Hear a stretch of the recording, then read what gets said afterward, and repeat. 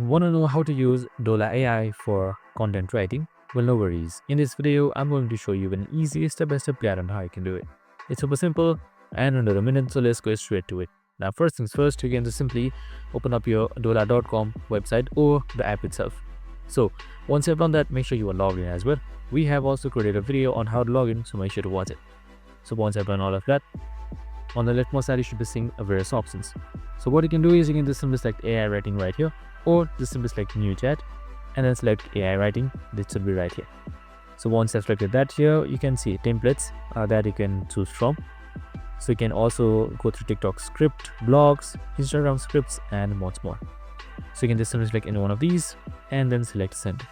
So once that is done, your content writing or AI writing should be done just like this right here. And that's it. So you can just simply give up any topic and it should give you a proper prompt result. I hope this video helped. If it did, make sure to like, subscribe, and tune in with us for more videos.